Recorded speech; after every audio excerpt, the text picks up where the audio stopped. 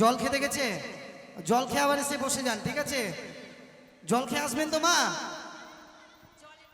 জল খাবে না কেউ বলছে, আমি কি চা খাবো না? কথা হচ্ছে আমি কিন্তু এই দিদি ভাইকে কিছুই বলিনি। প্রথম এসে দেখেন বলছে আমি নাকি একদম খুব কষ্টা কথা বলি। আমি কি এই মেয়েটাকে কিছু বলেছি? মানে যার ঝগড়া করার মন থাকে সে নিজে নিজে দেখে ঝগড়া করে। বলোনি, এবার বলবে, আমি জানি তাই আমি বলেছি না। আমাদের পাড়া একটা মহিলা ছিল, ঠিক আছে?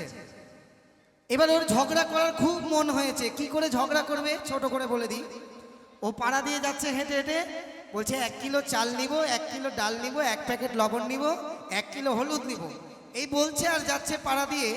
এবার ফট করে একটা পাশের বাড়ির কাকিমা বলছে, এই তুই কি বলছিস?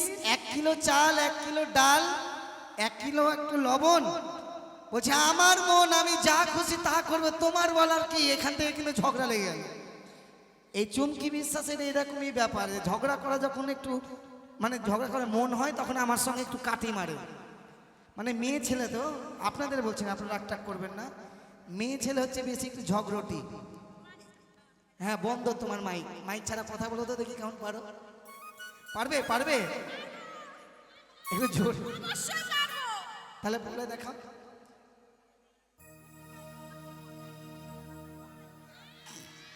হবে না হবে না, মেয়ে ছেলের একটা বাম্পার, ঠিক আছে? ছেলেদের গলায় হাত দেন একটা, কিন্তু ঘে গেছে, তাই না? মেয়ে ছেলেদের গলায় হাত দেন তো দেখি আছে কি না। আছে। এইদিকে আবার একজন বলছে কি মেয়েরা পারবে না, পারবে না, তুমি চুপ করো। কেন? হ্যাঁ, সবাই মিলে একসাথে পারবো। এখন মেয়েরা পারে না এমন কোনো কাজ নেই। দাদা আপনারা একটু জোরে চিৎকার করেন তো দেখি।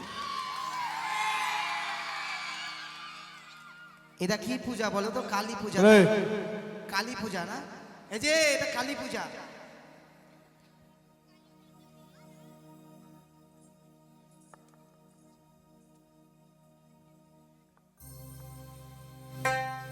হ্যালো হ্যালো হ্যালো, এই যে বাপিদা, তুমি মন দিয়ে শোনো। হ্যাঁ বলো বলো বলো। আমি কাউকে অপমান করতে চাই না, ঠিক আছে? আচ্ছা, তোমাকে প্রথমেই তো আমাকে অপমান করেছে, ঠিক আছে? আমি ছেড়ে কথা বলি? ছাড় ছাড়, তোমাকে অপমান করবো না। দেখো বাবা হচ্ছে অমূল্য রতন, বাবা ছাড়া কিন্তু তোমার মায়েদের গতি নাই, ঠিক আছে? আগে বলে দিচ্ছি। চুপ করো। আর মায়েদেরকে ছোট করার একদম চেষ্টা করবে না, কারণ কারণ তুমি গান করো। অবশ্যই। তুমি যতগুলো গান করলে এই পর্যন্ত, এই সিজনে দুর্গা পূজা, লক্ষ্মী পূজা, এবার চলছে কালী পূজা, আরো অনেক আসবে। শুধু মায়ের পূজা, বাবার পূজা তো একজনই হয়। সঙ্গে কি বাবা থাকে না? মা কালীর কাছে কি ভোলানাথ থাকে না? তাহলে আগে বাবার পূজা, সিদ্ধিদাতা গণেশ। আগে কার পূজা আগে সব থেকে আগে হয় জানো? সিদ্ধিদাতা গণেশ। গণেশের পূজা আগে হয়, তারপর তোমার মায়ের পূজা পরে হয়। কি হয়তো প্রমাণ দেখেন। শোনো, গণেশ না কোনো ছেলেদের মধ্যে পড়ে না। কিসের মধ্যে পড়ে? গণেশ তো বাচ্চা, ওকে তো আগে দিতেই হবে। ওই তো একদিন বাপ হবে না, বাপ হবে নাকি? যেদিন কি হবে দাদা, তাই তো? সেদিন দেখা যাবে, তাই না? যেদিন হবে সেদিন দেখা যাবে। আচ্ছা বলছো দুর্গা পূজা, তাই তো? 10 হাত নিয়ে তোমার মা এসে, দুর্গার সঙ্গে কি অসুররা থাকে না? থাকে তো।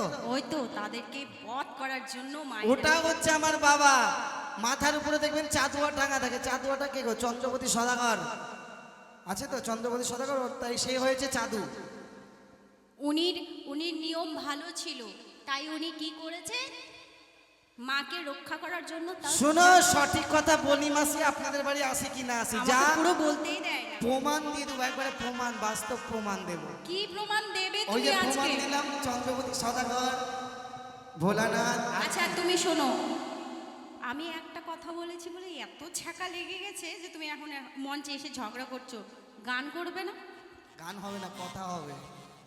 কি কথা হবে তো দাদা? এগুলো কথা হবে তো? কথা নয়, এগুলো কথা নয়, এগুলো তো ঝগড়া হচ্ছে রীতিমতো। শোনো বাপু, আমি তোমার সঙ্গে ঝগড়া করতে চাই না, আমার না, ভালো লাগে না। এই জন্য মেয়ে ছেলেটাকে বলেছে বিটি ছেলে, ঠিক আছে? তার বুদ্ধি কম, বুদ্ধি হচ্ছে হাঁটুর নিচে। মেয়ে ছেলেদের বুদ্ধি হচ্ছে হাঁটুর নিচে। আমি মালটা এসছে কিন্তু এই, একদম- তোমরা এই, শোনো, মেয়েদের এই! সঙ্গে বসেছো কেন? এই দিদি ভাই, আমি মালটা এসছে কালিয়াচক থেকে, ঠিক আছে? আমার বাড়ি যেখানে একদম শেষ রোড বর্ডার, 24 ঘন্টা বিএসএফরা ডিউটি করে, সন্ধ্যাবেলা কিন্তু গুলি খেয়ে মরতে হবে, ঠিক আছে? ওই জায়গা থেকে এসেছি, দেখে শুনে কথা বলো, নাহলে হাসু আর কোপ ঝাড়বে এইভাবে। তোমার বাড়ি বর্ডার আর আমি করব তোমাকে অর্ডার, তোমাকে সেটা শুনতে হবে, তাই না? নইলে কখন জীবন শেষ হয়ে যাবে বুঝতেই পারবে না। আমি একটা গান গাই, ঠিক আছে? গাইবো? তাহলে আমি একটু বসি, তুমি গানটা বসে গাও। যাও।